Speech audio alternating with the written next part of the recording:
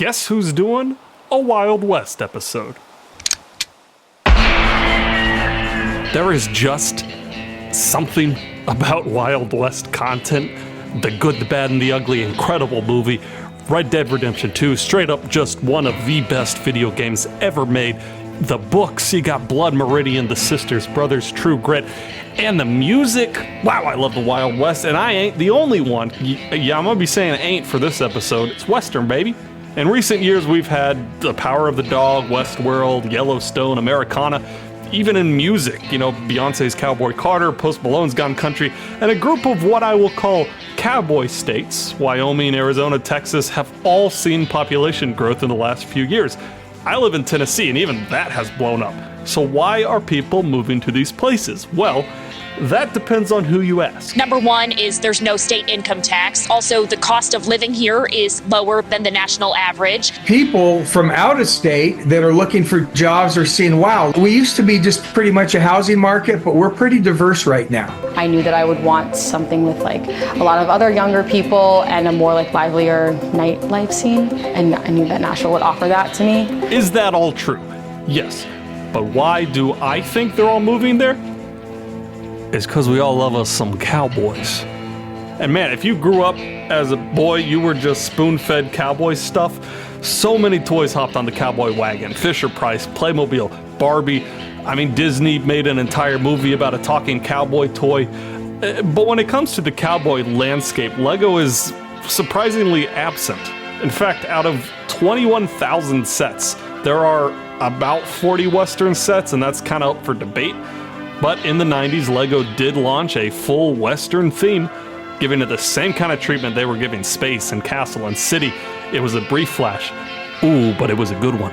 We got amazing sets like Fort Legorado, Gold City Junction, Rapid River Village, some of the most iconic Lego characters up to that point. I'm talking Black Bart, I'm talking Wild Wyatt West, I'm talking Big Chief Rattlesnake. And some of these iconic minifigures had noses. Yeah, I know, it's weird. Minifigs don't have noses usually. So on this episode, we are taking a look back, way back to 1996, to Lego's short-lived Western theme and the legacy of those 24 sets. Howdy, my name's Eric Crittenden. This is Clutch Power, a show about the ways we love Lego.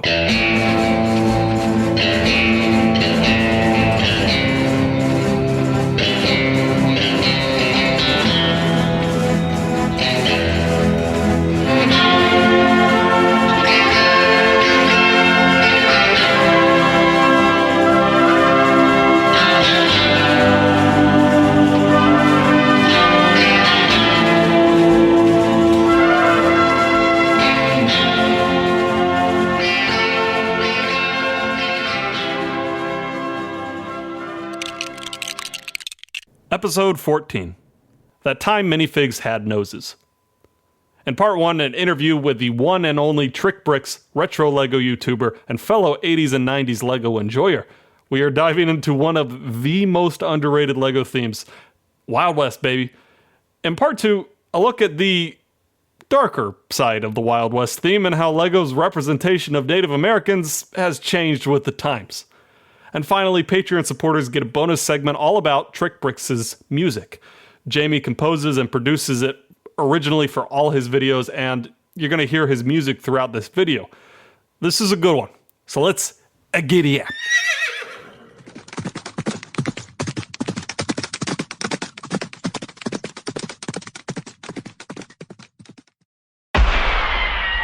Part 1. The Yeehaw Heard Round the World.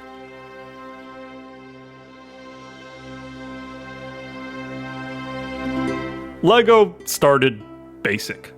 Literally, one of the first themes they had was called Lego Basic, which was just a bunch of bricks with a bunch of like inspiration pictures. You want to build a house or a tall man or a rocket, you could do that. You could do other stuff too. Build hotels, animals, people, boats, skyscrapers, and more. So kids, get your Lego set now at department and toy stores everywhere. Lego, the sensation of Europe, now made in America by Samsonite, who make it better. It's so charming, right? And also, I love that weird American nationalism at the end. Anyway, Lego started to get really popular, so they started releasing kits, sets that would build one specific model. Sound familiar? It's difficult to chart exactly when this started, but by my best guess, it was in the early 70s. And then Lego became really, really popular, and they never really looked back. Like they said in a commercial, hour after hour, day after day, year after year, Lego changes. Start with one little piece and see how it grows. There's no end to Lego. By the 80s, Lego locked in 3 new themes to come out alongside the brand new Minifig. You had Town, you had Space, and you had Castle. And I can't find any record of why Lego went with these 3 themes, but it kind of makes sense, right? You capture 3 time periods, the past with Castle, present with Town, future with Space, and you also have a ton of variety in the sets. It shows the full range of Lego. And Lego stuck with these themes, for like 10 years, except for Fabuland, but that's its own episode. By the end of the 80s, Lego started to dip their toes into some new waters. New Lego Pirates. The fun just keeps building. And then the dam burst. In the 90s, Lego just put out theme after theme after theme to the point where it was becoming a problem. They were trying to do bigger, bolder things. The 90s to me feel a little bit more like radical, totally tubular, like that sort of thing, right? And the themes were becoming more bold and different. That is our slugger on the first episode of this podcast, all about Lego's weird 90s space. Here is a list of every theme that Lego introduced in just 1996. You had Time Cruisers, the Explorians faction for Space, the Dark Forest faction for Castle, Imperial Armada faction for Pirates, Refreshed Firefighters, Refreshed Police, Primo, and Western. So, you can't really blame people for overlooking Lego Western. There was just so much coming out. But thanks to the magic of memory, we can now slow down and look back to give Western the attention it deserves. And one person who's doing a great job of that is Trick Bricks. Jamie has been in the YouTube game for several years, but about a year ago he came back, new and improved. He takes an in-depth look at the 80s and 90s Lego sets, and some of genuinely the highest production value you'll see on just straight up any Lego YouTube channel.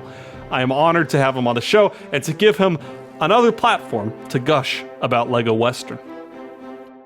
30 years ago, actually. This year's the 30th anniversary, 1996, and it ran through to 97, and we got 16 sets, which sounds like a decent amount, but it's far too few in my opinion. So I found out these were coming when I got my Lego Mania magazine in the mail, and saw that beautiful cover, and I just couldn't wait to get my hands on these. What excited you about the Western theme? There were so many new minifigures and elements and things like that, and it was kind of unlike anything we had ever seen before. We had other historical themes like Castle and Pirates, but this was kind of the first new theme like that since 1989. Was Wild West, city or town aside, was that sort of the most modern historical theme Lego had done? Definitely, yeah. Yeah, because before that it was pirates, and so you had the 1700s, and now all of a sudden you had something that your great-great-grandpa could have been a part of. Was there anything about the Wild West theme that was distinctly American? Well, you had the Union Army, which was definitely something we had never seen before. Yeah. No Confederates. No Confederates. But I think just the whole idea of, it's the Wild West. It's obviously, in America. Was this the first theme to include guns? Pirates, if I remember correctly, was the first to include guns. And they were like muskets and flintlocks. These ones were revolvers and rifles. Can you compare the violence of the Wild West theme to the violence we saw in the Pirates theme? Loading a flintlock is a lot different from, loading a rifle. But, and I think because this Western was such much more recent history, it probably, I don't know, it just feels a little more violent to me. Whereas Pirates is obviously, the theme itself is very fantastical. You wouldn't want to hang out with real pirates in real life, but these guys are okay. Yeah. Well, I'm thinking of the bandits. Like, those minifigs are nasty. Like, I don't want to hang out with those guys. Exactly. You know? Yeah, they're pretty grody for sure. Especially their leader, Flatfoot Thompson. Were these Lego's first nasty figures? They were definitely the nastiest, yeah, because it's funny. If you look at old minifigures like the Pirates, you know, they had their eye patches and stuff, but they still had a smiley face, you know. Right. These other, the eye patch or the beard, things like that, were just added to the smiley face. These guys were just straight up, like, mean looking. Yeah, they're just gross. Yeah. I don't want missing teeth. And What is your impression of the noses? I don't like them. Yeah, it's weird. Yeah, it's always kind of bugged me. Now, the bandits, for some reason, I don't mind them as much. But then, like I said, we would get other themes. Timmy Timor from Time Cruisers has a nose too. And even Pharaoh Hotep from Adventures has, you know, you can see where his nose used to be because he's a mummy. But like I said, they were doing some weird stuff, and it extended into the early 2000s. Like, even if you look at some of the first Harry Potter minifigures, they had really weird face prints too. So I'm glad Lego got that stuff out of their system. Yeah. Well, to me, it's Wild West is so, like, ingrained in, like, childhood play. It seems crazy that it kind of took this long for Lego to do Wild West when you have pirates in space and castle. It was interesting. In the mid 70s, there was actually kind of a little subset of Wild West sets, but this was really before there were clearly defined themes. Like, everything kind of all went together back then. You know, you had space and town, and it was just all Legoland. But there was this little group of sets that a lot of people don't know about. They didn't come with minifigures. They had the old static Legoland figures, you know, the ones that don't have any arms or legs, and you can pretty much move their head and put a hat on them. That's about it. But they had like a western town and a stagecoach and a train. Of course, this was also when they only had 5 or 6 colors, so everything was very bright and vibrant. But it was really before there were those very clear-cut themes of town, castle, and space. And then if you look at the 80s and 90s, Lego was much slower to roll out themes back then. So in 1978, we got the first 3, and then it wasn't until 1989 that we got Pirates. And then it wasn't until 1995 when we got Aquazone, which was really the first theme that didn't fit neatly into those core 4. And I think part of the reason maybe that they didn't push this out sooner is they already had 2 historical themes. So maybe they wanted to kind of maintain balance there, you know. You said there were 16 Wild West sets? Yes. Kind of walk me through the waves of that and maybe some highlights of those sets. So at 96, the first year, it was completely cowboy-centric sets. So we got things like Gold City Junction, which was a little western town. We got the Sheriff's Lockup, which is pretty self-explanatory.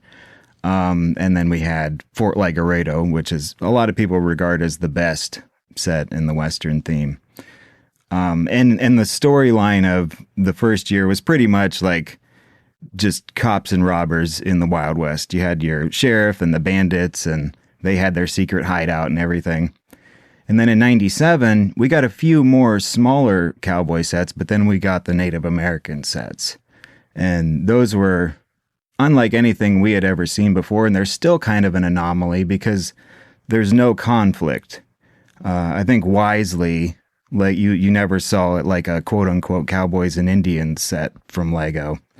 And those were interesting because it really was just about this tribe, you know, kind of living off the land and, you know, their peaceful existence. Sure, there were rattlesnakes and boulders and things like that, but it really was just about them living their lives. And we don't really get too many themes like that even today.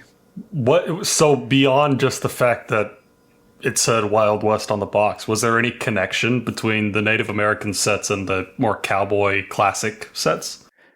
There really wasn't. Like I said, you never saw them together. They go well together because the color schemes, you know, all fit. But yeah, they were never shown To my knowledge, they were never shown together, which, like I said, I think was probably smart on Lego's, on their part. Was that sort of, I guess, an evolution of a theme? Was that common with Lego? Or is that common? You know, you have the first wave of this, and then you introduce maybe a new faction, something like that. Normally, you'll have another wave, but it's usually the same core group of characters. Especially when you get into those late 90s themes like adventures.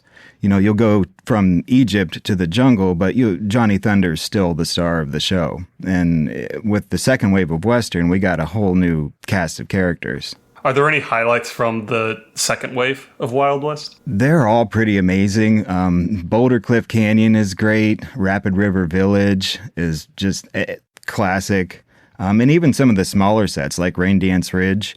And one of the things I love about those sets is they all go so well together. So if you were lucky as a kid and got all of them, you had this huge sprawling village, and the way the ridge all connects together, it's just fantastic. Very few themes are as cohesive as that one. Yeah. Is that even unique within Wild West? Like, do the cowboy sets fit together that well? A few of them did. Gold City Junction and Sheriff's Lockup are pretty much made for each other. If you have one, you need the other because it kind of expands your little western town. But some of the other ones felt a little more like outside of town. Like the Fort Legoredo felt like it was on the outskirts. And then, of course, the bandit's secret hideout was off in the mountains somewhere. So it didn't feel quite as cohesive. Yeah. So looking back on the sets, are there any sort of iconic pieces that were introduced in that theme? Definitely. And we've already talked about a few of them, like the revolvers and the rifles, the bandanas that would go around their necks. And, you know, you turn it one way if it's a good guy, and if it's a bandit, you flip it around so half their face is covered. We also got large barrels. We had small barrels for years, but now we had something big enough that you could stick a minifigure inside, which was, again, great for your bandits. But the biggest thing, at least from the first year, that we still see all the time are the Palisade bricks. I assume those are kind of the ones on the fort, right? Right, yeah, they're kind of rounded. It's almost like if you imagine a 1x2 brick, but it's two 1x1 round bricks kind of fused together. And when it's, especially in brown, it looks like a log cabin. And we see those all the time in Lego sets, you know, still to this day. And then in the second year, we got some really cool things like the stump piece, which unfortunately never made it out of those Native American sets for some reason. It still baffles me to this day because I think it would be perfect for Endor or even like a city forest set or something like that. Really cool piece. And then we got feathers, things like that. The snake, which is another one that's still in production. A lot of people don't realize it was originally developed for the Native American sets. So there were a lot of cool pieces for sure. Did the Wild West theme introduce any new colors? Not that I know of. It brought in tan, which we had seen. I think tan started back in Module X, but it wasn't really used much before this. And it was only used for base plates, if I remember correctly. So it still would take some time. Yeah. Other than that, you're pretty standard. You know, there was a lot of browns and grays, more than you would normally get like in a town set. There were also, with the Native American sets specifically, a lot of like cloth pieces. Was that relatively new? Well, we had seen cloth sails and things like that on the pirate ships. So it wasn't really new, but it was definitely cool to get, like the TP cloth. That was really cool. Yeah. Or was the covered wagon cloth as well? The covered wagon, yeah, was also had a cloth cover. So what is your favorite Wild West set? It's so hard to choose because this theme is just stacked with stone cold classics. And I promise I'm not being a hipster by not picking Fort Legoredo because that's the obvious choice. But my favorite is Gold City Junction. And it has what I still to this day consider to be Lego's greatest play feature, the one that they've ever come up with. And basically what it is you take a little 1x2 printed dynamite tile, and there's a slot on the back of the bank and in the little bank wagon, and you push this dynamite in and the wall explodes. off of the vault. And same thing is present in Sheriff's Lockup, where you can explode the side of the jail cell. Super simple mechanism, but just so brilliantly executed, and it's so well hidden. I'm kind of surprised they never used anything like that again. But yeah, Gold City Junction is my favorite. I feel like it's the most playable of all the sets. Yeah. What all is included in the set? So it comes with a bank. It's basically two separate buildings, and they each get their own base plate, and you can kind of swap them around how you like. And like I said, Sheriff's Lockup is the perfect companion for those two. But it's a bank and a kind of a general store. And then, like I said, you get the bank wagon too. Do you have a least favorite Wild West set? Yeah, I'm going to have to go with, and it's kind of unfair because this was a promotional set. You couldn't even buy it. You got it for free. But it's 2846 Indian Kayak from the second year. And it's not a terrible set. It's basically a brick-built kayak. But we had the canoes in the other sets, and they were so much better. So just by default, I have to go with that one as my least favorite. Again, there's not really a bad set in either one of these waves. They're all amazing. How do you think the Wild West theme sort of matched up with Lego's philosophy in the 90s? Because this was around the time where Lego Space was going crazy, Lego Castle was going crazy, everything was going crazy. Lego was all about adventure at the time. Like if you pick up any shop at home catalog from 95 to the early 2000s, it had adventure or something like that in big bold letters on the cover. And I think the Western theme is fundamentally an adventure theme. There was a strong focus on storytelling and using your imagination. And of course, back then we didn't have licensed sets, so the story was completely your own, and you were kind of encouraged to come up with this adventure. And I think that kind of, was the same in space and, some of these other themes. It really did fit well with what else the other themes that they were doing at the time. Yeah. So I know since the Wild West theme, there have been at least one other Western theme, and I'm thinking of like the Lone Ranger sets. Were there other Wild West appearances? Not that I'm aware of, other than in video games, which I never had the opportunity to play when I was a kid. But yeah, some of those Lone Ranger sets, specifically the Gold Mine, is almost a carbon copy of the Bandit's Secret Hideout, updated obviously, because I think those Lone Ranger sets came out in 2014 or somewhere around there. Around then, yeah. But if you look at that Gold Mine, it's very obvious that they kind of took some cues from the original set. Do you think there's an appetite for Wild West Lego sets now? There definitely is for people like me.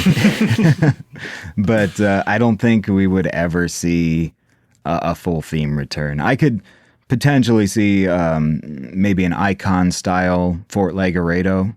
I think that's probably a possibility. But as far as like a full wave of Western sets, I don't think we'll ever see that again. I think that's too much of a risk for Lego. And then, unless they have a TV show and a special app lined up ready to go for, to get kids interested in this, I just don't think that it's something that they'd be willing to stick their necks out for like they used to do. Yeah.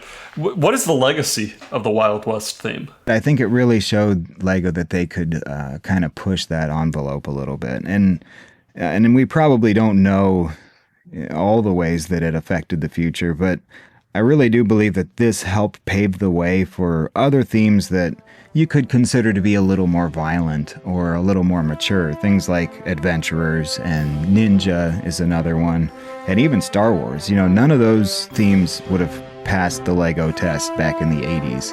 And I really think that Western kind of paved the way for future themes like that.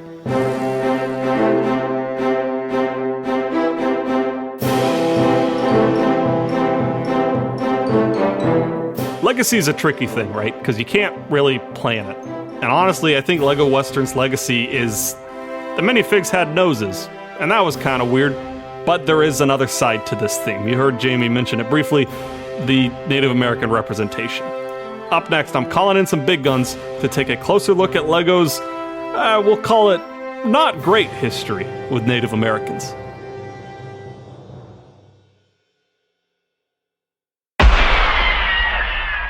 Part 2. Big Chief Rattlesnake.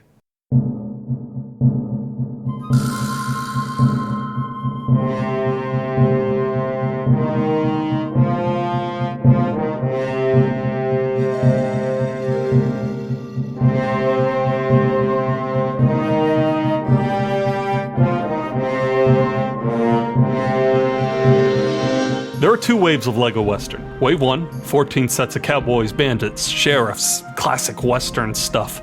But the second wave, 8 sets featuring only Native Americans just going about life. There are a couple things I want to note about these sets. 1, these are some of the first explicitly ethnic minifigs LEGO produced. As Jamie explains, we had gotten the Islanders in 1994, and they were kind of loosely based on like one of any number of Polynesian tribes. But as far as like here in the United States, like this is obviously a Native American, you know, we've seen people that look like this. I would say, yeah. But this was not the first time LEGO had represented Native Americans. In fact, LEGO and European toy companies in general kind of have a long history producing Native American themed toys.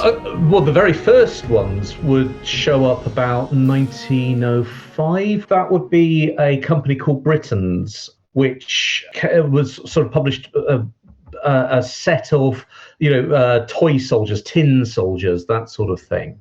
You've got examples of those going, as I say, back to about 1905. And interestingly, they did those before they even did the Cowboys sets, which they went on to do later. They actually produced Indian sets 5 years before that. That's James McKay, an associate professor at the European University Cyprus. James has done a lot of writing about how Europeans viewed Native Americans.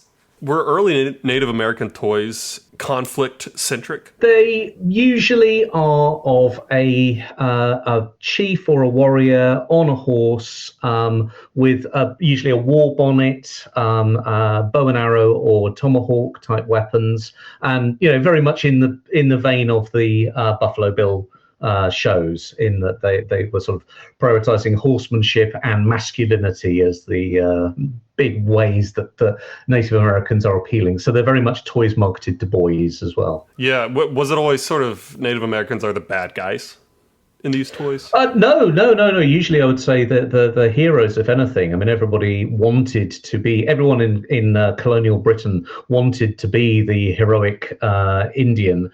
And what you see in various forms of media across this period is that Europeans often identify with Plains Indians peoples resisting America. And that's something that grows throughout the 20th century. Some of LEGO's earliest sets were Western themed, Cowboy and Pony and 3 Little Indians.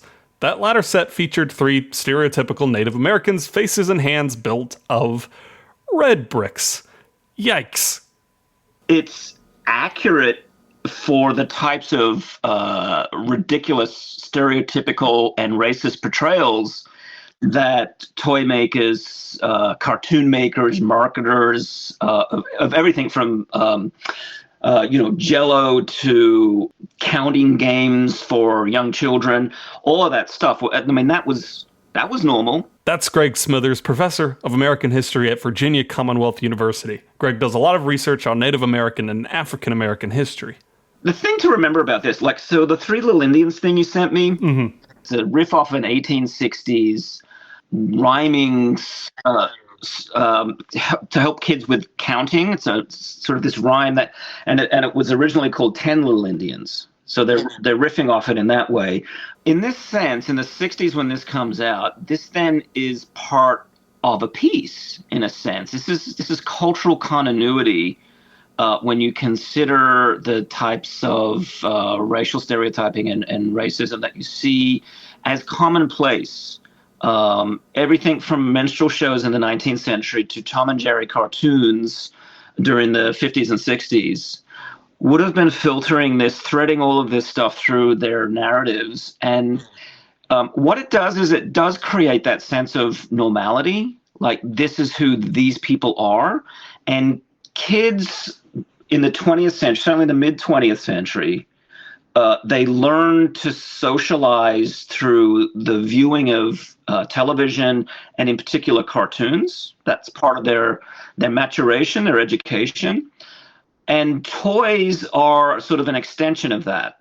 There's been a bunch of scholarship that's been done about how, well, things like Lego offers kids an additional step. So it's not just this, what scholars call this socio-technological script that the toy makers are giving to them. But in this case, as you look at the box of Three Little Indians, quote unquote, you can see they're sort of, it's kind of like leading the witness. They're leading the kids into, well, this is how you play with these toys.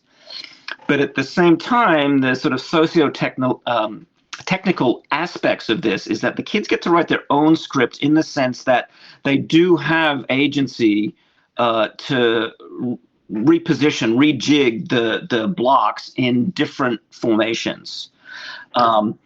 This is a type of cultural technology that is reminding people of who the others are, sort of locked in space and time, and who we are, kind of the godlike figures who are playing and manipulating with these objects. Yeah, well, I mean, even the title, like Three Little Indians, it minimizes subtly. Right, I mean, for kids. Well, it is subtle, but I mean, the Three Little Indians part wouldn't even have crossed people's minds as being even remotely on the nose in the 1960s.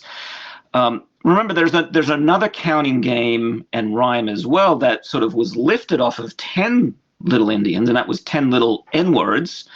And that builds off decades of lost cause mythology, this mythology after the American Civil War, where Southerners said that they didn't fight to extend slavery westward and to defend a system of racial enslavement as an economic and social, cultural way of life.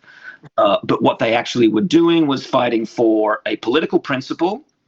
And within that old system defined by this sort of Southern chivalry, this political system of Southern chivalry, what you had were happy and contented enslaved people. That was the story they told themselves. And that dominates national media and culture after the American Civil War and is continuing to do so into the 1960s. It's beginning to break down, but Native and African Americans are still very much grappling with this, and they're seen as sort of these marginal others. They're big players in the story of progress, American progress. Yeah. Well, so the next set in the 70s, Red Indians. What I find interesting is both this and the other set paint a very, I guess, docile picture. They're also, again, they're stuck in time. So you have the mother with the baby in the papoose. You have, two looks like boys who are paddling a canoe. And so, right, this could be a scene out of, 1850 or 1750 even. So again, it's representing Native Americans as people who are from this other time and this other place, presumably distant from us, right? So a lot of the stuff you shared with me that Lego produced and marketed was of Western Native Americans. That's an important part of the story. So it's sort of physically distant, and then it's temporally distant as well. And so that reinforces the sense of otherness that these kids have. They're playing with these exotic toys, and they're kind of manipulating them at the same time. But you don't see, I mean, this is, what did you say this was, the 1970s when this came out? The Red Indians is 77. 77, right. So we've had and we're still indeed going through the American Indian movement at this point in American history. The world knows about it. The world has seen the images of Native Americans resisting and sort of marching and demanding their sovereign rights. This is a movement that begins to really gather momentum in the 70s. You have Native people in the 70s who are very visibly modern. They're wearing three-piece suits.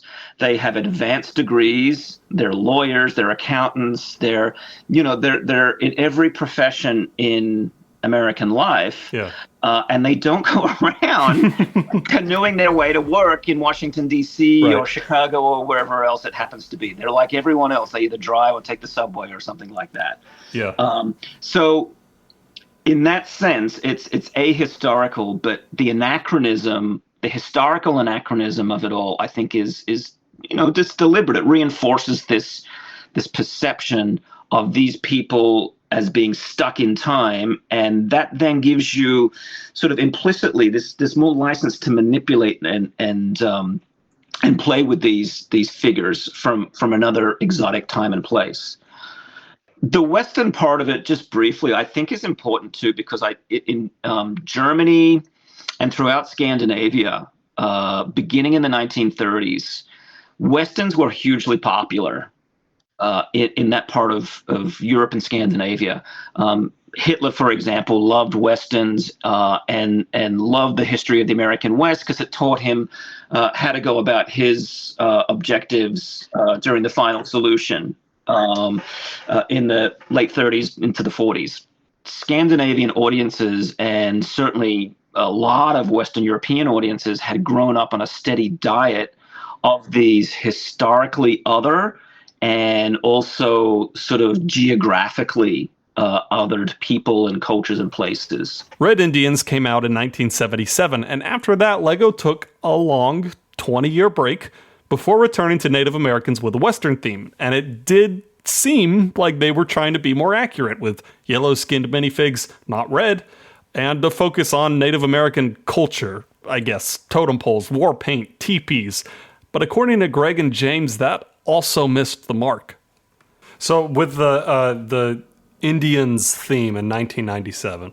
Yes. Really big focus on, I hesitate to say Native American culture, because from what I've heard in discussions, it's sort of a hodgepodge of all sorts of different tribes and stuff. You have teepees, you have totem poles. You get a sense, looking at it now again, and listening to you talk and describe how some other people have described it, you get the sense that someone behind the scenes, or a group of people behind the scenes, were really trying very hard to be culturally sensitive and to present a more nuanced, perhaps even realistic and authentic take on Native people. But to me, this one is as bizarre as some of the other representations. I mean, again, it's kind of this Western scene. I mean, it looks like a backdrop out of a John Ford film in the 1950s. I'm just waiting for John Wayne to sort of come swaggering by. And, it's basically the figure is ready to go to war by the look of it. He's got all his war regalia on. He's standing next to a river, and he's looking like he wants to go to war against this totem pole. It's very, very strange. If for no other reason than totem poles are specific to the indigenous cultural groups of the Pacific Northwest. They don't belong here. Unless, this is some kitsch American tourist attraction that they're trying to represent. Who knows? Maybe that was on their minds. But yeah, I mean, this is so bizarre to me that I don't even quite know where to begin at how it's crossing so many bizarre historical and cultural lines. So is that a specific tribe represented? Not that I'm aware of. I mean, that could be any Plains tribe. I think what they're riffing on here is Hollywood's generic Indian. One war bonnet is a war bonnet is a war bonnet is a war bonnet. And I don't think most people who would purchase this stuff would necessarily know.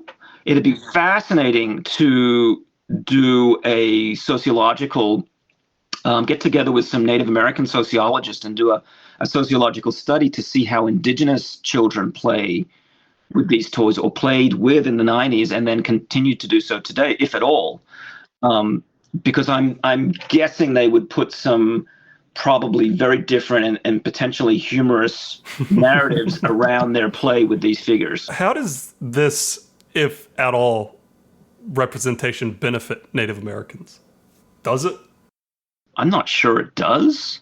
I mean, this is kind of like back several years ago when we were all talking and debating Indian mascots, redskin mascots in college and professional sports. The arguments for keeping those mascots at the time was that this is providing visibility and it's honoring Native people.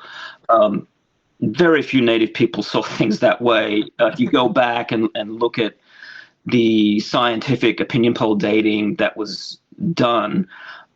So, no, I mean, to me, what this is an example of a company engaging in the perpetuation of generic indigenous stereotyping, and they're doing so for commercial purposes, which is another reason that the totem pole motif is actually really kind of offensive.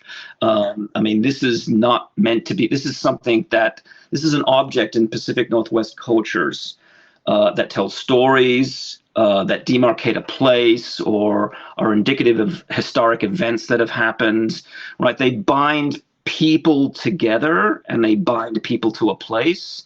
It's not something you buy and sell and trade and barter in the marketplace. There's a scholar called Gerald Visner who writes about Native Americans, and he says the first thing you've got to realize is that the word Indian was put onto Native Americans. Before Europeans arrived, there was no such thing as an Indian. It would be ridiculous. There's people, and then there's my tribe. But there's no pan-American concept of American Indians. So he does this nice intervention. He always writes the word Indian lowercase and in italics to just sort of show you that it's not that. This is what we have here. We have the stereotype, the idea that there's one thing that is Indian. The comparison would be to have a white person Lego set. And to think what that might mean, or to have a black person Lego set, which I think most people would understand would be deeply offensive, or a Southeast Asian Lego set. You wouldn't do these things. But because Native Americans, the indigenous peoples of the United States, are such a small part of the population, they don't really get considered in a lot of these things. A lot of people, especially in Europe, I still get asked, people will say to me, because I researched native literatures, and they'll say, oh, are there any? Is there anybody writing in there? Are there actually any native people still around in the United States? And that's what things like this kind of feed into. So does it do much harm? That's a different question. Yeah.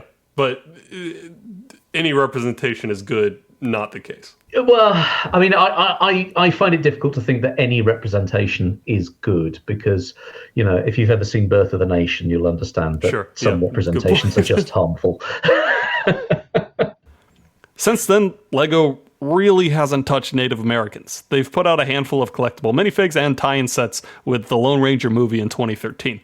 And since then, nothing, which honestly might be for the best. I do want to mention for 4 decades, Legoland Billund in Denmark featured a Chief Longears, a Dane who, quote, spoke to kids in guttural words, showed them how to bake bread, and awarded them headbands. Lego retired that slice of the park in 2021, but if you want to read more about the controversy, I put a link to a great article by the Copenhagen Post in the show notes. Look, Lego's relationship with race is tricky enough to warrant its own episode one day, that's a hint. But I will end things here with a soundbite from Greg. How could Lego represent Native Americans properly? It's difficult to say whether you could, because Native cultures are so diverse. They're so dynamic. They're always in conversation with each other. That would take a lot of work on the company's part, and they'd have to sit down and spend extended periods with specific community members so that they avoided the kind of generic Indian trope of yesteryear that is so often replicated in material culture. And that's a lot of talking. That would require getting indigenous designers to assist them, back and forth with community members. So it would be a lot of work. It's not beyond the realms of possibility, but it's definitely, and it's something that if they do intend down the line to re-engage with this line of products, it's something that's worth considering.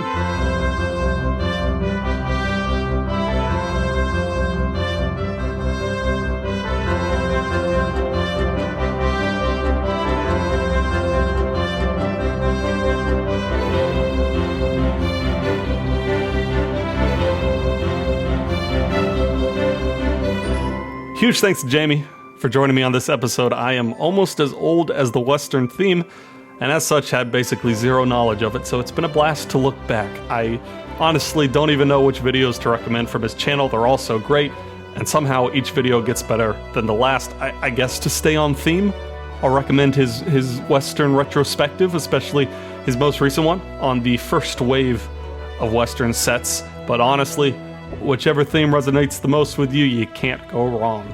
Thank you to James McKay and Greg Smithers, two wonderful educators and two wonderful men, taking some time to talk with me about this fascinating piece of LEGO history. I didn't really plan on focusing on the Native American side of LEGO Western until after talking with Jamie, and I just couldn't ignore it. And thank you for listening to this episode. If you want to support the show, share it by word of mouth, tell a friend, tell your online LEGO buddies, and your, online LEGO enemies. Of course, following the podcast everywhere is a huge help, and rating it, especially on Spotify and Apple Podcasts, goes a long way. It's the same handle wherever you go, clutchpower.pod. If you want to step up even more, why not become a patron? You're going to get extra content for every single episode, along with a special digital LEGO mock. For this one, it's a little minifig standoff in a classic Western town. I really leaned into the spaghetti Western of it. And this is honestly one of my favorite builds so far. You can see it all up on my socials. My name's Eric Crittenden, and this has been Clutch Power. Stay connected.